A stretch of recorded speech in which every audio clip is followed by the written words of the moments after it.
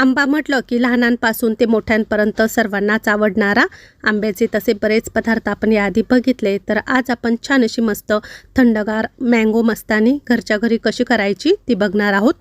सर्वात आधी आपल्याला आंबे लागतील। तर इथे मी 2 केशर आंबे घेतले। तुम्ही कोणत्याही जातीचा आंबा घेऊ शकता, फक्त तो गोडीला छान असा गोड असला पाहिजे। आंबा कट करून घ्यायचा आहे आणि आंब्याचा आतील गर आहे ना तो काढून घ्यायचा। चमच्याने काढा किंवा सुरीने करा। मी छान अशी मस्त त्यावरती डिझाईन करते, रेषा मारून घेतल्या आहे आडव्या आणि उभ्या। तर हे बघा खूप छान मस्त अशी डिझाईन तयार झालेली आहे। आंब्याचा आहे ना सर्व गर आता एका वाटीमध्ये काढून घ्यायचा। तर इथे मी दोन्ही पण आंबे ना कापून घेतले आणि त्याचा सर्व गर काढून घेतला। आता आपल्याला मिक्सरचं भांडं लागणार आहे, त्यामध्ये ना सर्व आंब्याच्या फोडी टाकायच्या आहे।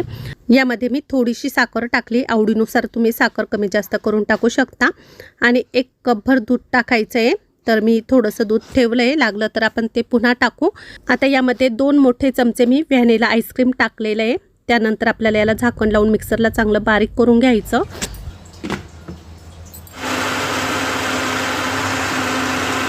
चला इथे आपली मँगो मस्तानी छान तयार झालेली आहे। एखादा काचेचा ग्लास घ्यायचा आहे।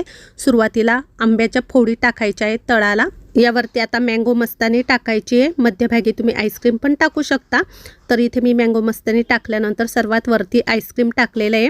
त्यानंतर यावरती आपल्याला थोडेसे काजूचे काप टाकायचे सजावटीसाठी आणि आंब्याच्या फोडी टाकायच्या। तर मस्त अशी थंडगार आपली मँगो मस्तानी झटपट तयार झालेली आहे। खूप वेळ पण लागत नाही याला, खूप मस्त लागते प्यायला। तर नक्की माझी ही रेसिपी आवडली असेल तर लाईक आणि शेअर करा। अशाच नवनवीन आणि पारंपरिक रेसिपीसोबत पुन्हा भेटू। तोपर्यंत सर्वांना बाय बाय।